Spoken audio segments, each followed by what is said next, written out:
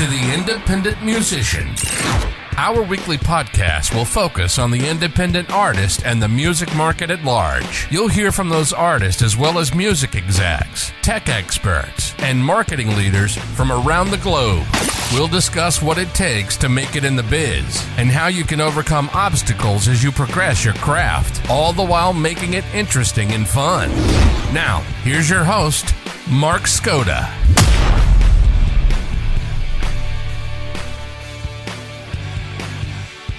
This is Mark Skoda, and we are here today with Logan Crowell, who is the founder of Home for Music. Logan, thanks for joining us. Absolutely. Thanks for having me, Mark. So why don't we start off just a little bit about your background. You, like me, are not, quote-unquote, from Nashville, Tennessee, but you've been interested in the music business for quite a long time. Why don't you tell us a little bit about that? Sure. Guess as far as the music business goes, I really got into the music business first because I was really enchanted with making music. I really got into writing songs, and I kind of became a multi-instrumentalist somewhere along the way. And once I started really feeling confident in my skills and my abilities to learn instruments, to write songs, started performing, started getting good feedback on the performance. And then, the next thing that typically enters somebody's mind is, okay, now how do I turn this into a business? Now, where are you from originally, though? I started playing music regularly in Little Rock, Arkansas.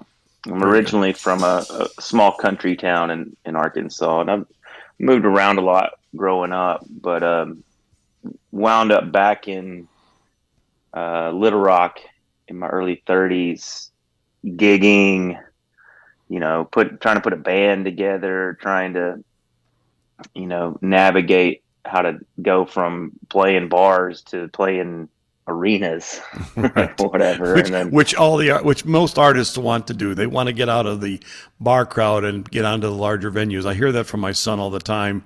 And of course, everyone's competing for those top quote unquote venues. Yeah. And I think that there's a bigger challenge packed up in that a lot of people miss. And, what I refer to as the final gatekeeper is the booking agent. Whereas you can find all kinds of examples these days of artists who are going big at all levels, who may not actually have a traditional artist manager. Instead, they've hired a executive assistant. They are, they have their own label, and they don't have, a traditional label on board. They don't have publishing, whatever. But I have yet to find any band or artist that's playing amphitheaters, arenas, et cetera, that doesn't have a booking agent. Yeah, especially the larger venues are so heavily controlled by, the Live Nations and the like particularly. And so if you're not tied into those organizations or don't have an in or relationship, it's much more difficult today to book into those locations. And in fact, Live Nation and others have been trying to go downscale into some of the smaller venues so they can control much more of that quote unquote music supply chain. Yeah, that's a big part of it. Certainly. I think that's one side. That's like the problem side. The actual good thing about this scenario is that if you put yourself in the shoes of an artist who all of a sudden, for whatever reason, they start getting a whole lot of people reaching out to them to try to play shows, to try to be here, try to do this, try to do that. And then it's like your agent is essentially your own personal salesperson that is negotiating the highest rate possible for you to spend your time and show up somewhere in person. And so from that perspective, it's like, well, who wouldn't want that? And it's absolutely needed. And so, although I call them the last gatekeeper, and it's kind of like I guess somewhat derogatory term to say gatekeeper.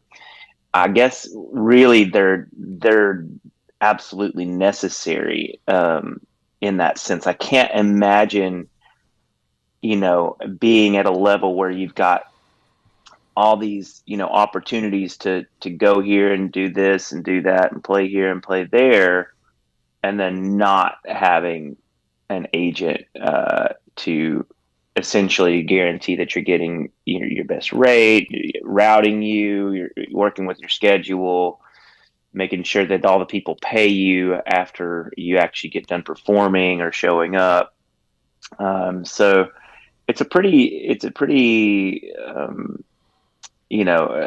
like great relationship to have. It's not one of those things where it's like, oh well, these guys are just kind of you know grandfathered into this role and they're not earning their their piece of the pie, so to speak, which Right. is the argument I think for a lot of for other music entities. But I think that agents specifically are extremely needed and extremely valuable. And yeah, like I said, that's kind of one of the things that a lot of independent artists, for whatever reason, they don't put that together. They go, oh, well, if I can play this bar and get paid $500, and why can't I go play this other bar or this small club and get paid $1,000? And they don't understand that at some point you just top out at whatever you can accomplish without having a reputable agent on your team. Yeah, and I think one of the things we've certainly discovered as a label is that the booking agency function is important. Exactly right, and I'm still figuring that out because what we discovered certainly is post COVID when everybody sort of came back onto the scene and everyone's trying to book, and the venues frankly have enormous leverage for who they want, when they want, and at what price they want. Nowhere more than here in Nashville, of course, where basically there are so many people who play quote unquote for exposure, right? And that's a problem, Sure. of course, as well. On the other side, one of the things that I also talk with artists about is the fact that they need to build their social media, they need to build their fan club, their fan base, so that people are actually interested in them and moving them down the path of going into larger venues. Because without a clear reputation and good music and good songs and the appropriate numbers, whatever those might be, and they don't have to be huge, they simply have to be, engaged, right? And then at that point, you have the opportunity to make yourself known to other venues through an agent, through an agency, or through a booking group, and ultimately look at those larger venues for opportunities.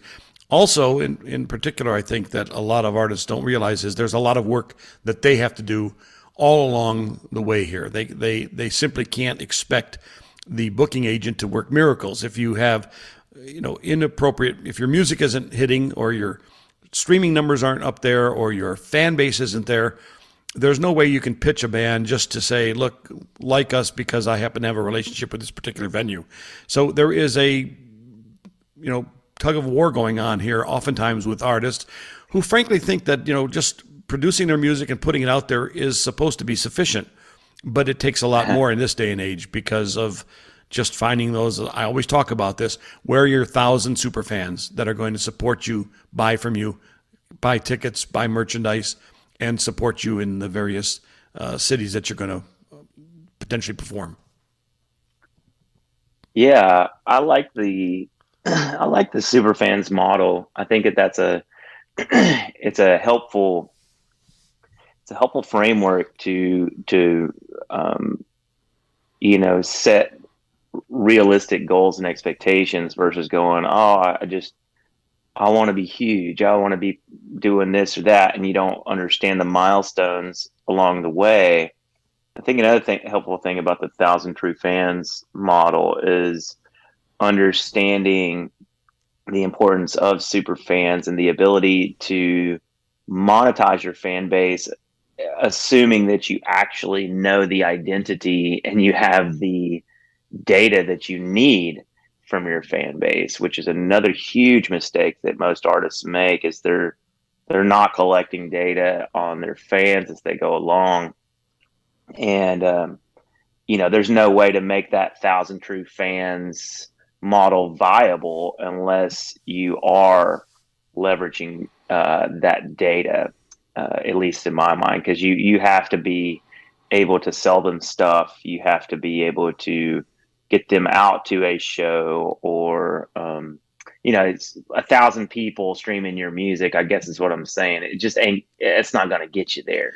No, you're right. You're absolutely right, Logan. I think that's something I always talk about, is that you have to use all of these vehicles. I don't like social media. Frankly, it's a sewer oftentimes. But for the musician, for the artist, it's a necessary evil. I don't use that term in the sense of being completely negative, but it is segmented. Facebook and Instagram are owned by the same company, but they are generally two different groups. And in fact, recently a lot of articles have been occurring that Instagram, as it tries to be more TikTok-like, is really becoming a problem, because the old days of posting your photos are no longer as important as posting reels.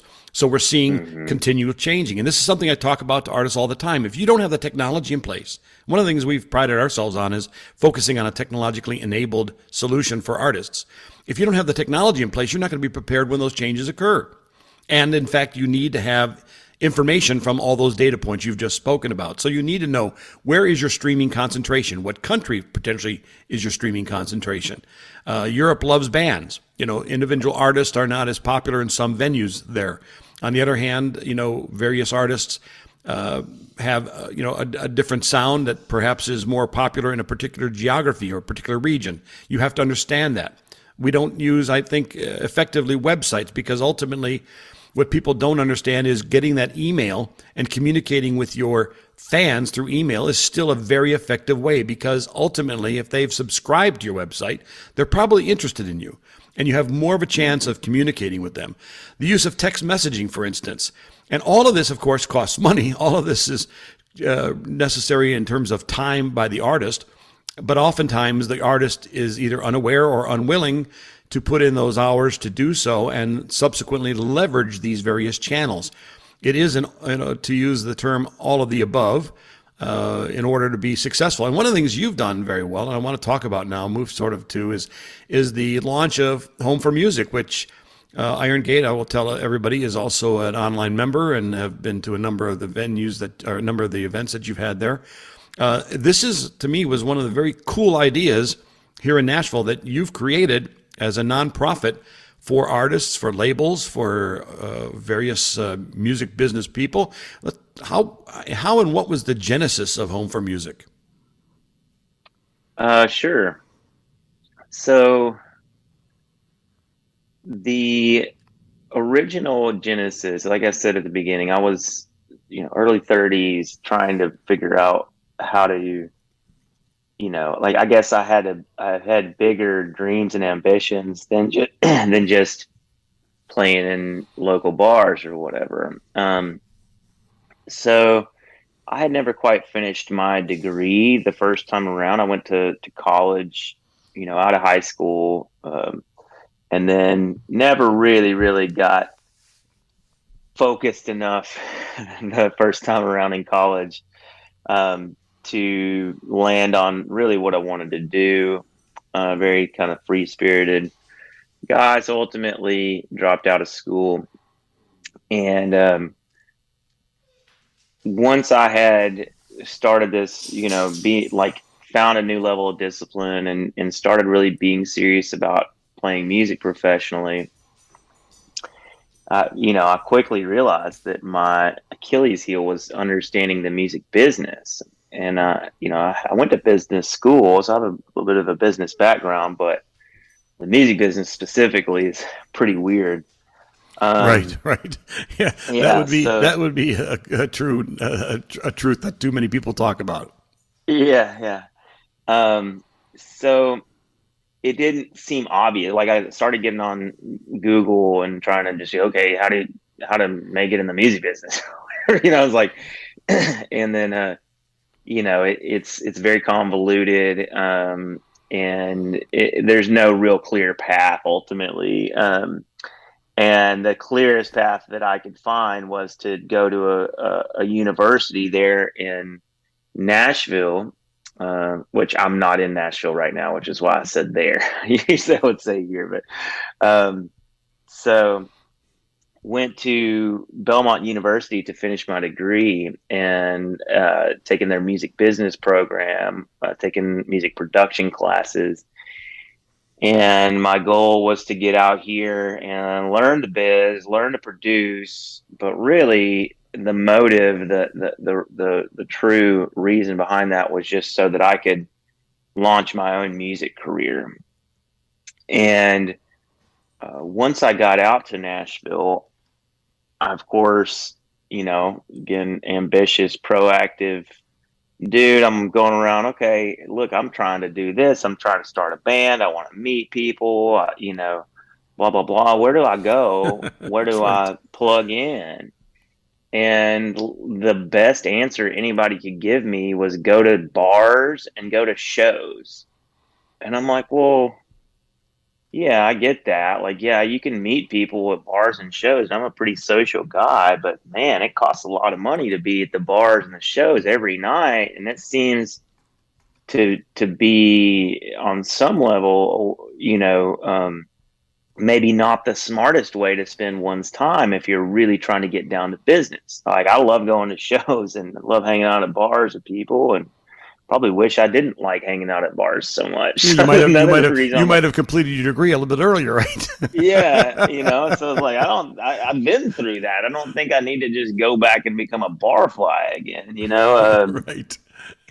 Yeah, So at that some point struck when you're me in as, your late 30s, it gets sort of old. That's right. yeah, I was ready to really do something, ready to get down to business, ready to prove myself in a city full of world-class talent.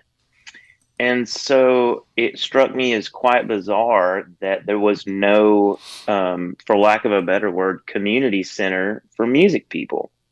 That was the first inkling of the idea for Home. Um, Home, by the way, for the listener, stands for Helping Our Music Evolve. So it was a combination of seeing that there was no organization in place to give people a common hub for meeting each other and for learning about the music industry, learning how to navigate the the local music industry. And then all of a sudden, simultaneously, I'm going to school for the music business and learned so much just in the first semester that I was like, oh my God, the reason the music business doesn't make any sense is because it made sense back in like the 1930s or whatever, right? And so like when sound recordings were first being made, and you played a sound by putting a roller into a player piano, and you had a mechanical device that played the music. That's why you get mechanical royalties. Right. That's right. Exactly. The reason that it's called publishing is because people at that time were selling sheet music. That was the job of a publisher.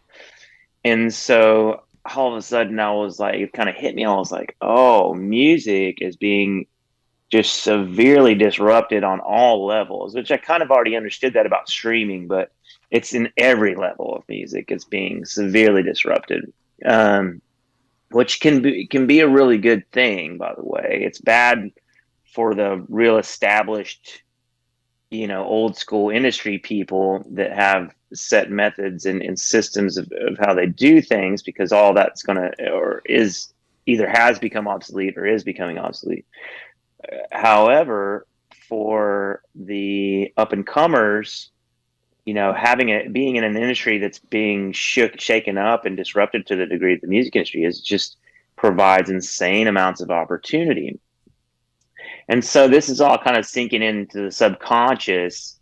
And then January 6th, I believe, was the date of 2016. I was at a dinner, having a conversation with somebody, and we were talking about artist development. I had just actually on January 1st of 2016, I decided I was going to move my focus away from being an artist and start doing artist development. And I actually started a business. It's super funny, but I started my first like proper business on January 1st of 2016. And then 5 days later had the idea to like, or the vision that became home. Right.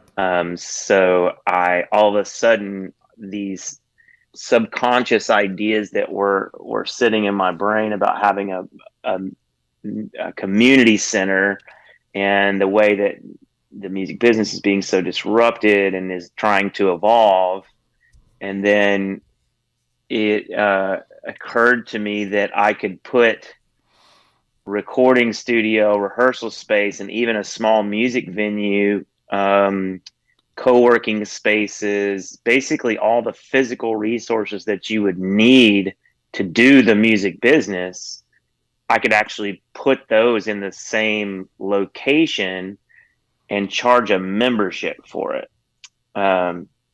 So it was like, boom, whoa, that's a huge vision, crazy vision. It really, I can't, it's hard for me to even explain the level of inspiration that I felt in the moment whenever it felt like I was downloading a whole lot of, data that I couldn't even unpack fast enough, that it took me a couple weeks just to really be able to articulate what it is I was thinking about doing at that point.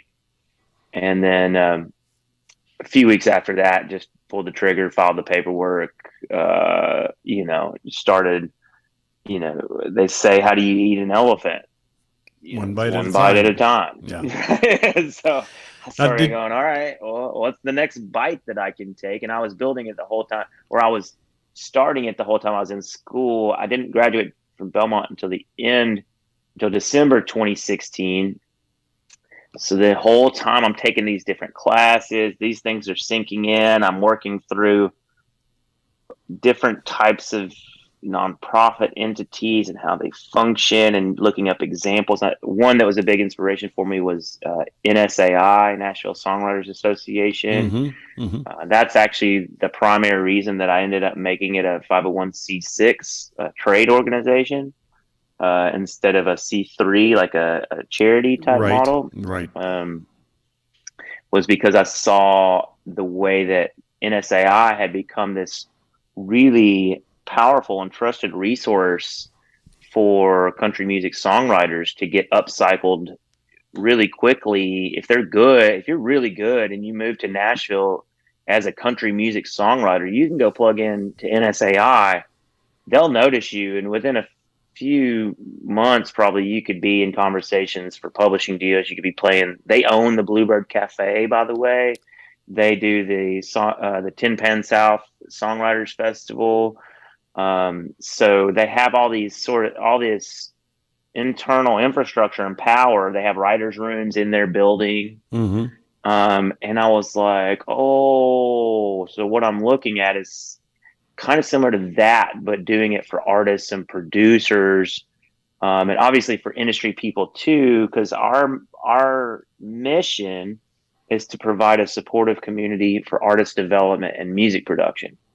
And so if you look at everybody that's involved in artist development, I mean, it's everybody on the creative side of the business basically is involved in artist development. Everybody from the managers to the publishers, the labels, the agents, artist development is the name of the game essentially. So, although we're heavily focused on artists and on moving the needle for artists, we look at it as a team effort with people like you, Mark, that are coming through with innovative business ideas, ways to rethink how they're going to develop the artists in their camp.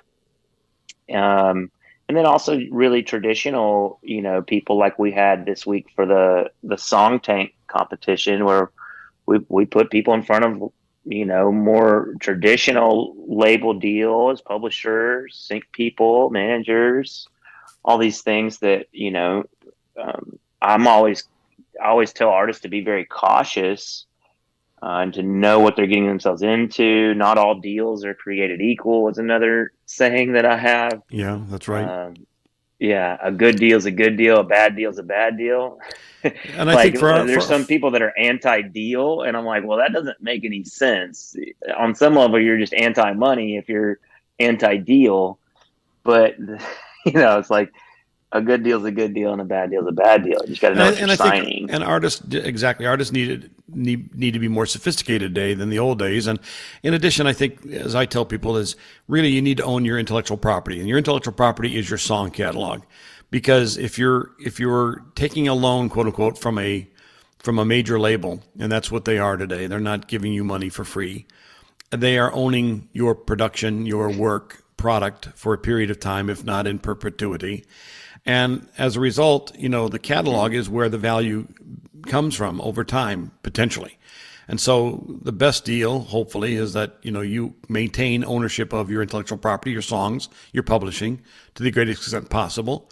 But sometimes you're going to have to give that up. And the key is to make sure that the value you create is appropriately and compensated for in the deal. And I think that's exactly right.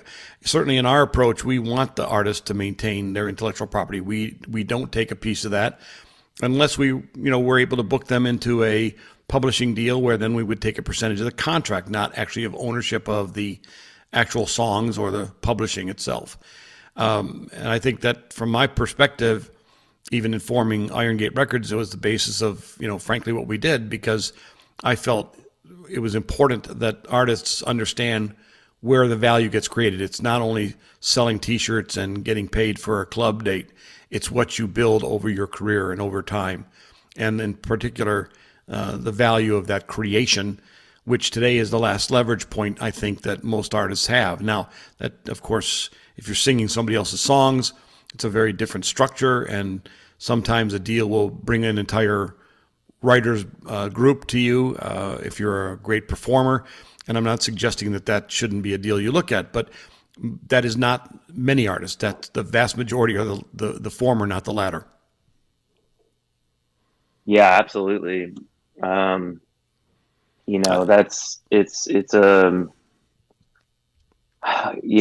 It's so tricky. I think the main thing I would caution people against, is having this mindset that you need someone else.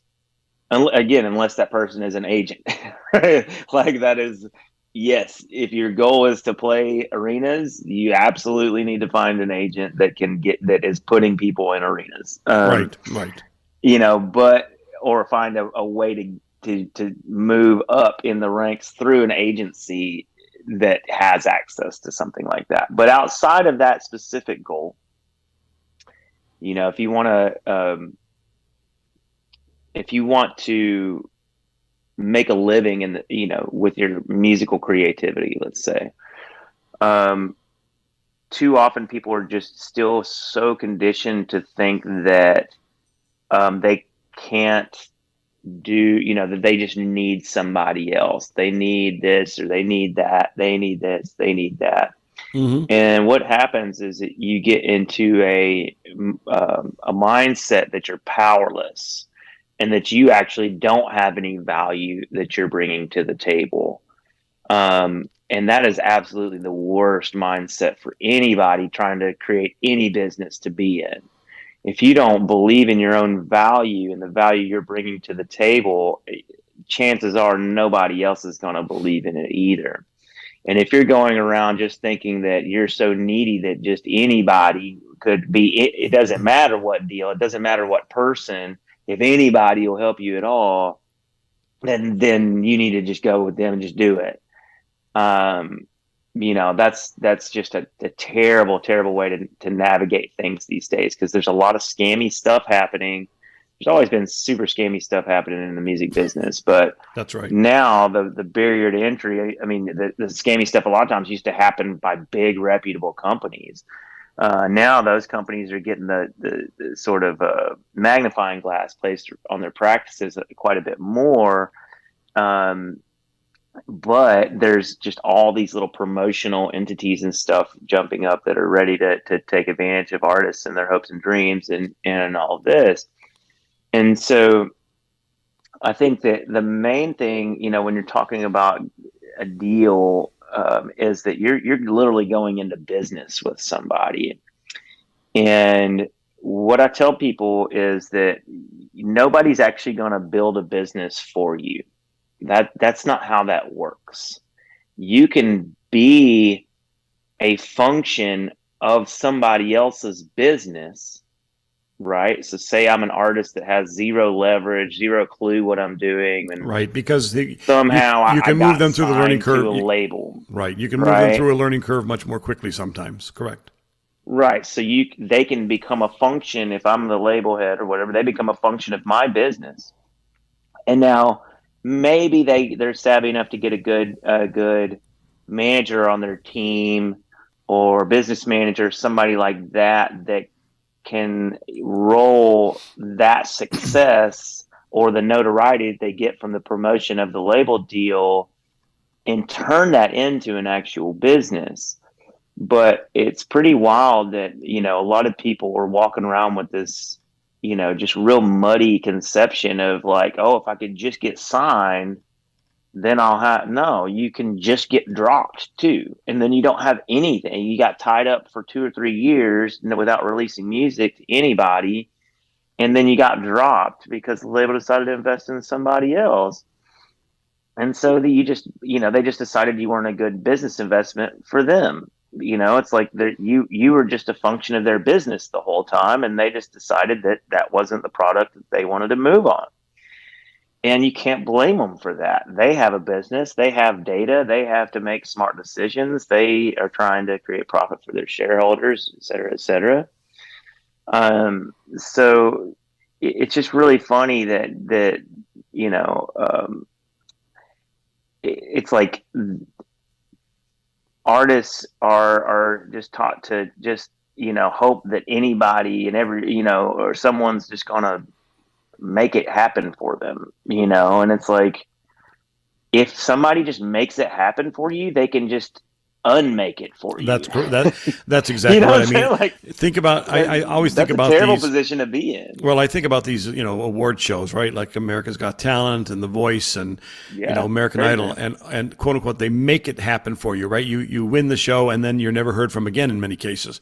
Or you come in the top 10 or top 5 and you're never heard from again because at the end of the day, you haven't earned your stripes. You haven't been there long enough. And I want to come back to one of the things you just don't have a business. Well, that's exactly right. You because don't actually have a business. What are you going to do? Go out and sing karaoke? I mean, and so many of these are performing songs written by somebody else and they've got great vocals and they've got a great band behind them. And oftentimes that can make anybody almost sound great, right?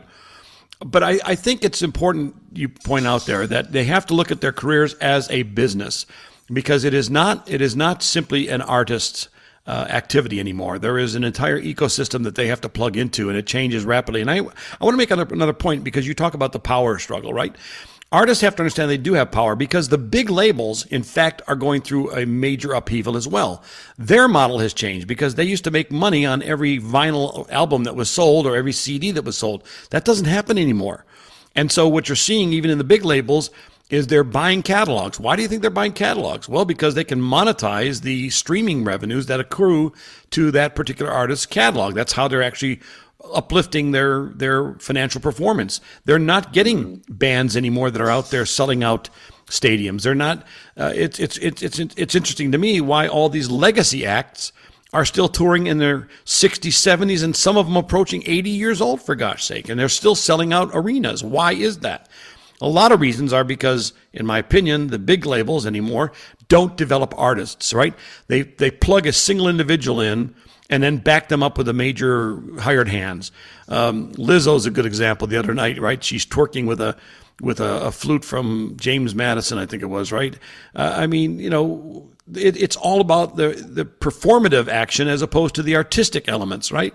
And so people have to understand that you have a level of power if you're an artist, and you can negotiate a good deal, but more importantly, you have to manage your artistry as a business and recognize that all of those things that you were talking about have to be plugged in and done well. Because at the end of the day, no one's going to just pay you for looking good and having a decent voice. That's not enough anymore. And in fact, most labels, the big labels in particular, want to know that you've already got all of your social media, your streaming, that you're booking regularly, that you're, have a good fan base before they will even take a chance on you. And more often than not, they don't want a band. They want you to be a singular artist that they'll then go ahead and hire some background musicians to play for you. So you don't see even the development of bands anymore, which is one of the reasons I started Iron Gate, frankly. It's what it's sort of growing up in the era that I did in Cleveland, Ohio. We had bands in every corner. We had lots of great music come out of Ohio. A lot of artists come out of Cleveland, home of rock and roll, for gosh sakes. And for me, it was about how do you help these bands stay together as bands, develop over time, and more importantly, how do you help them get their fan base improved? How do you help them get their technology approach improved? How do you ultimately get their music out there and ultimately get them booked for gigs and their merchandising? And so it is fascinating to me to watch the evolution of this business. And you go back to your own model, right? I mean, Home for Music is very cool because it's an aggregation hub for a lot of people that can, if they're wise, they can use it very effectively. We had the one event at the rooftop just a couple of weeks ago, and I met some wonderful people there.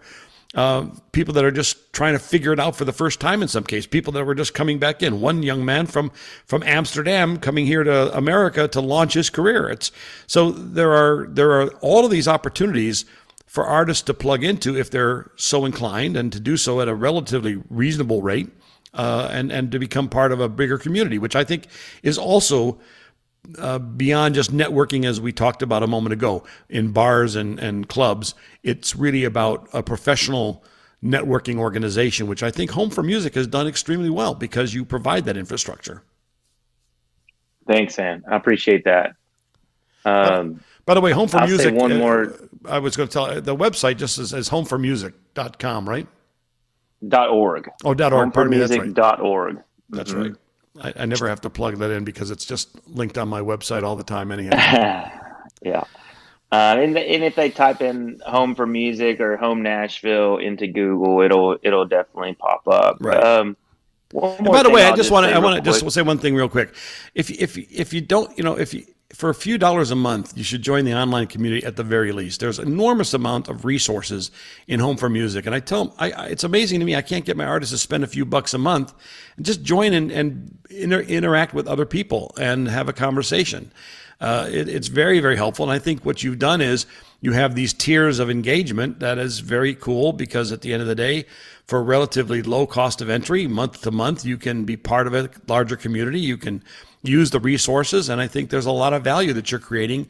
And the larger that community grows, the more insights and more opportunity people have. And I think you should be commended on that, because it's a labor of love, to be sure. Thanks, man. Yeah, we're really proud of what we've created, and it is, just to speak to the value proposition for some of the artists.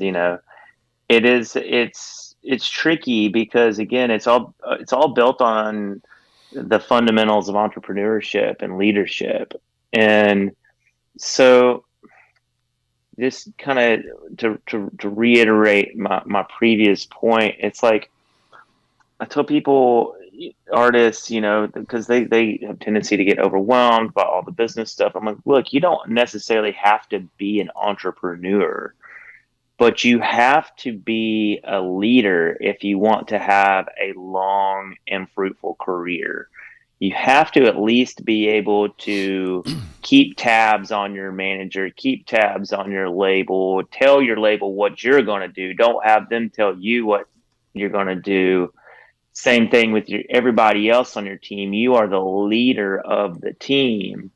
And if you look at the biggest artists that have come through, and the biggest bands, the ones that are still playing that are, huge, like the Rolling Stones. Just watching a documentary on the Rolling Stones, and it's amazing. Mick Jagger has been an insanely shrewd and good business leader for the Rolling Stones. And everybody will tell you that he's driving the ship. Sure, they probably have a manager, they have a very robust team, I imagine. But he's the leader. And you look at somebody like Beyonce. You think anybody's telling Beyonce what to do? That's right. Right. Nope. Nobody's telling her what to do. And Taylor Swift's She's telling another one. everybody else what to do. Taylor Swift's And so another she one may comes not to be- mind. Exactly.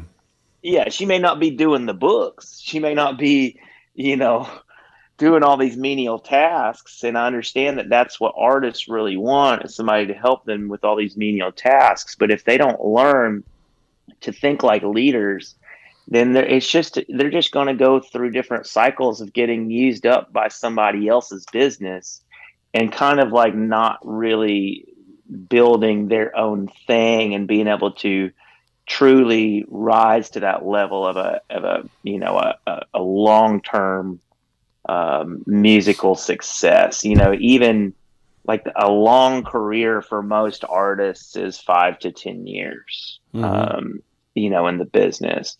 A lot of artists act like it's, one thing, if I could just get this viral song, or if I could get this video to go or whatever. And it's like, and then what? Yeah. Yeah.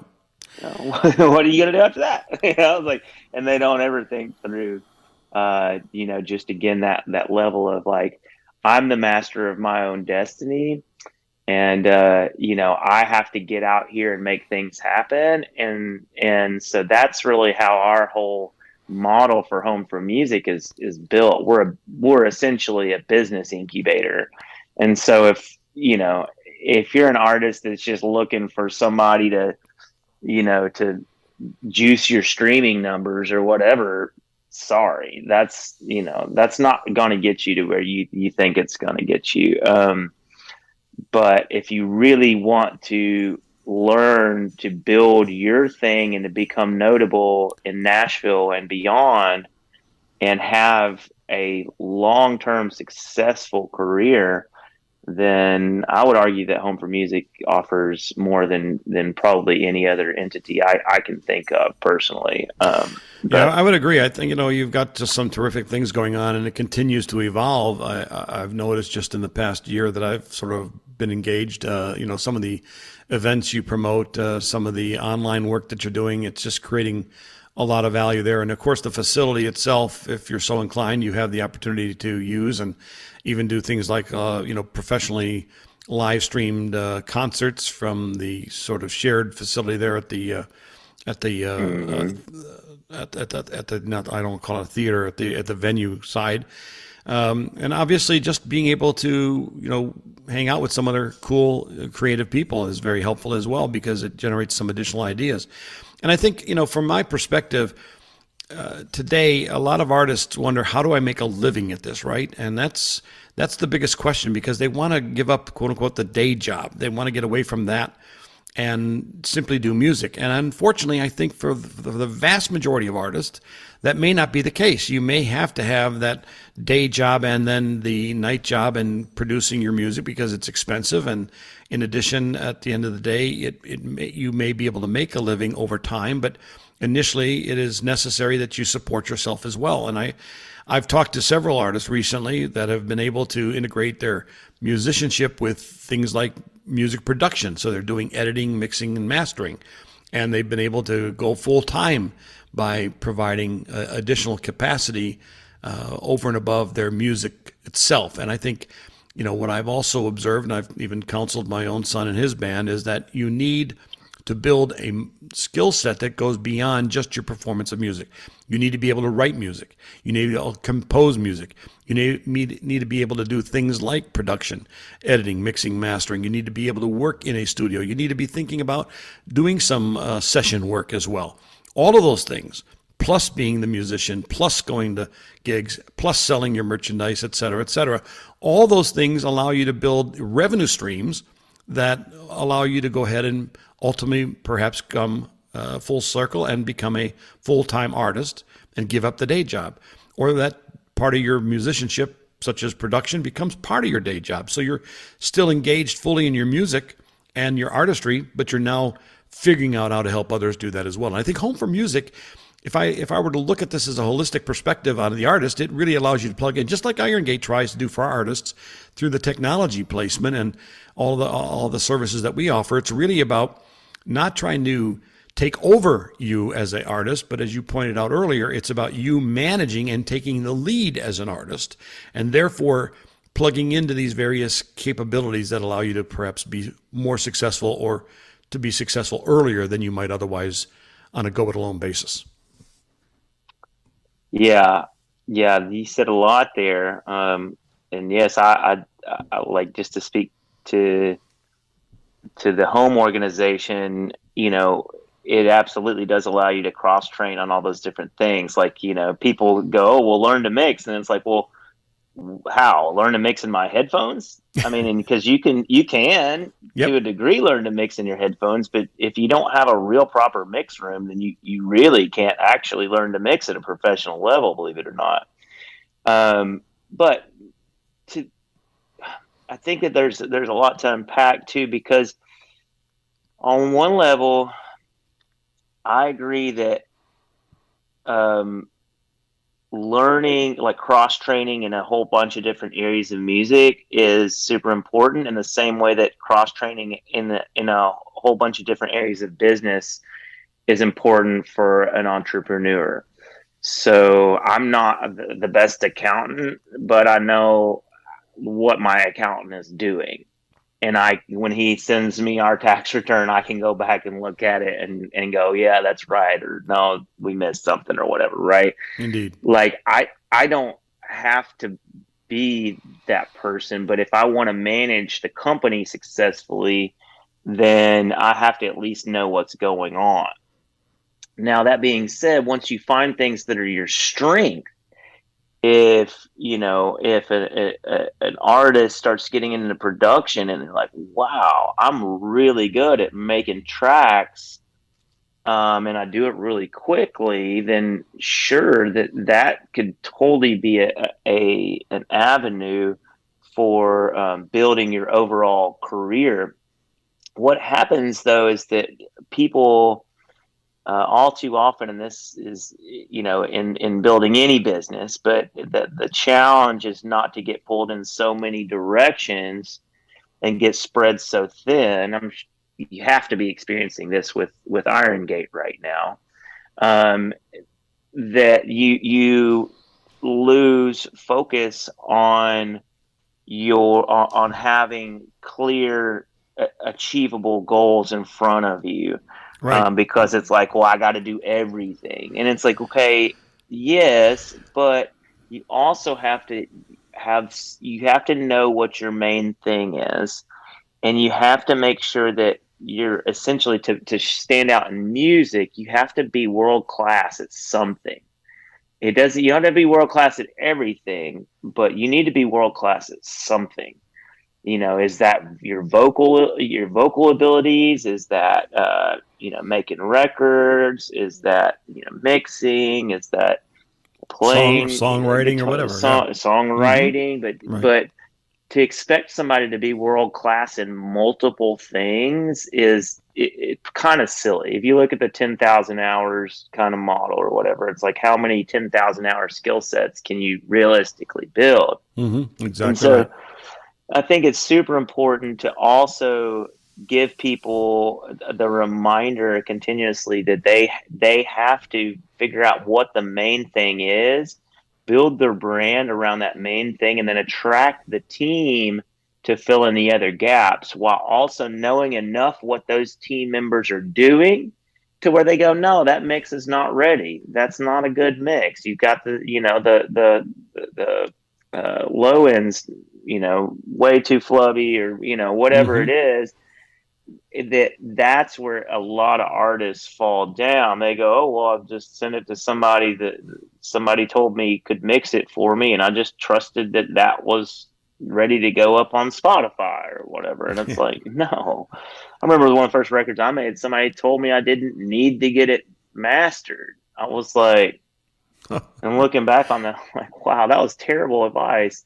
And I followed it. I put it out on Spotify and stuff, and it didn't sound good once I had really trained my ears.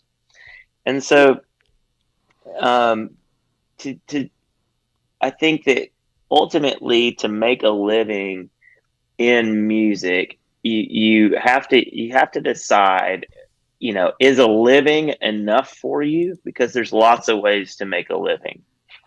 Or do you really have the goals and the ambitions to build the life of your dreams, let's say, right? I use this term quite often because it translates across industries. If you're going after building the life of your dreams, which for most people means they have lots of money, lots of free time, they can travel, they can, do whatever they want.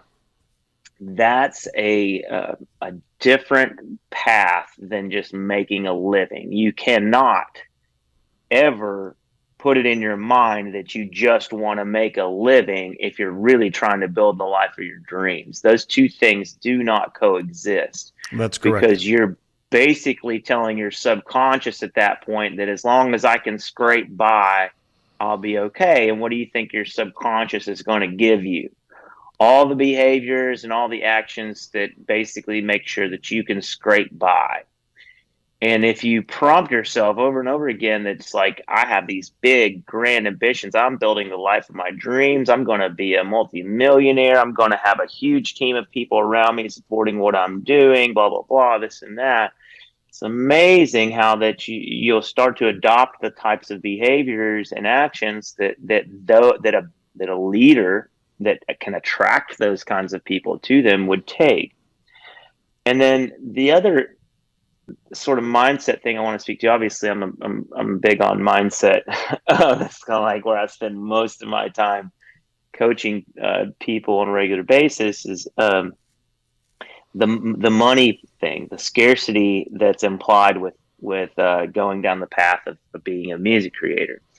And it's ingrained in people's minds that, and the reason they say, if I can just make enough money to get by, or if I can just make a living, I'll be happy, is because everybody's told them that's all they can expect. Or that's the most they can realistically expect. Yeah. Yeah. And that, again, it's like a self-fulfilling prophecy. That's how that's going to work out for you.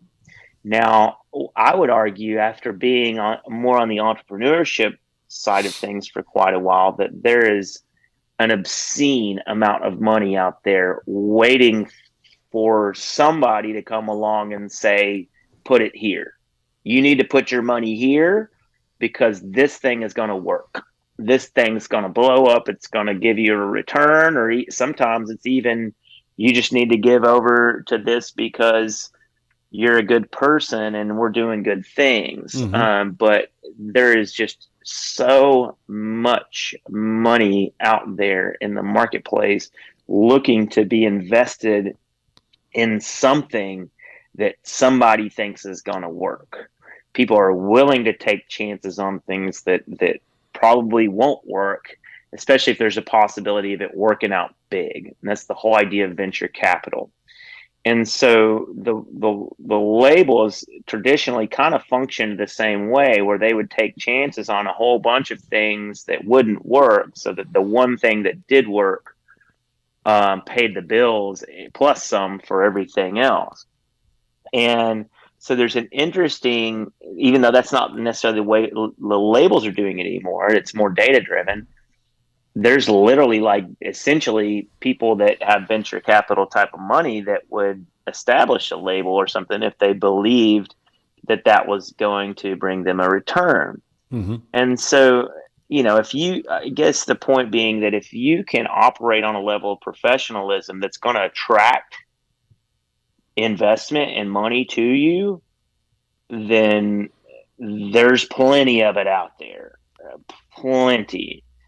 Well, that's right. I tell people this all the time. First of all, to your point, you got to think millions, but you got to manage to thousands. So, for instance, we talk about those 1,000 super fans. If 1,000 super fans are spending $100 a year with you, that's $100,000 a year you're making. Now do you go to 2,000, and ultimately, how do you begin building on top of that? So you're meeting these goals, but you never forget where you want to go. I tell people, look, you've got a number of revenue streams, right? You've got your obviously streaming, you've got your gigging revenue, you've got your merchandising revenue. But one of the things you got to think about is sponsorships. You've got to think about where your value proposition is to brands. So there's a brand management element here. There's an affinity marketing piece, right? So if you're wearing a particular brand of clothing or a particular musical instrument, all those things are how you have to think about it. This is why it's much more complex than just putting out a piece of music. It is about thinking through all these things, because if you want to get to that $1 million a year, you've got to do all these things.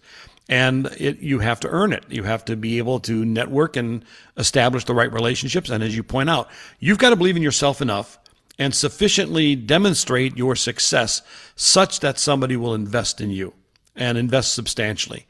And I think that brands are particular one way to approach that. But I think that artists, it's interesting. I talked to my son who's now at Vol State. He's just turned 17. He's finishing his high school degree while he's doing his dual enrollment there in music production, right? And one of the things they start you out on is public speaking. Now, why do you think they're teaching you public speaking in a music production environment?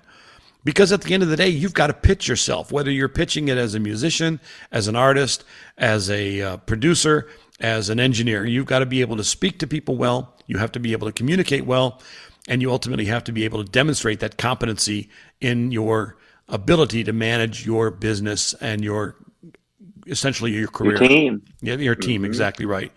So I think you're absolutely right on there. I think that a lot of people don't see it that way, and it is hard because in many cases, artists think with one side of their brain and not the other, right? They're not oriented towards the concrete elements of business acumen that are necessary, right? So they're not interested in the financials. They're not interested in all of these elements. I tell people all the time, it's hard even for me to get some of my artists on to do a free podcast, right? Why would you not want to do that? Why would you not want to be on Rising Star Radio and get a 30-minute gig that we talk about your music and talk about yourself, something that you could then share on all social media? It takes some time. It takes some preparation. You need to be prepared and be able to demonstrate your competency in that interview. And there are so many vehicles out there that artists simply don't use because either they don't understand the value prop or they aren't properly prepared themselves to leverage all those capabilities. And that's something I try to talk about all the time to all of our artists as it relates to Iron Gate Records and our artists on board. And I will tell you that I'm finding as we've been growing, some of the later artists that we're signing are much more, A, they're finding out that what we offer is pretty substantial, and B, they're beginning to recognize that the overall technology integration with their careers and with the services are a differentiation that they themselves perhaps weren't offering and are unable to integrate into their day-to-day careers. So in that sense, you're absolutely right. I think that putting that team together, and we're one part of that team, as you are one part of that team, and ultimately people have to recognize that. Mm-hmm. Yeah, absolutely, man.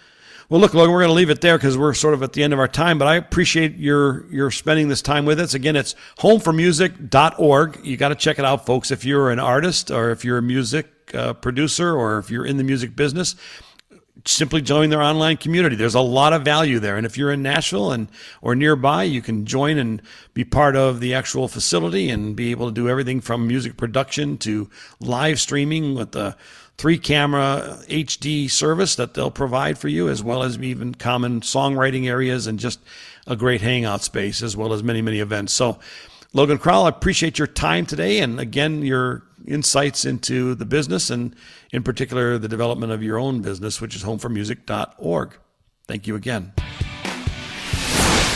Thanks for joining us this week on The Independent Musician. Make sure to visit our website, IronGateRecordsRadio.com, where you can subscribe to the show on your favorite streaming platform so you'll never miss an episode. While you're at it, if you found value in this podcast, we'd appreciate you giving us feedback or simply tell a friend about the show. Be sure to tune in next week for a new episode of The Independent Musician, where the independent musician is the star.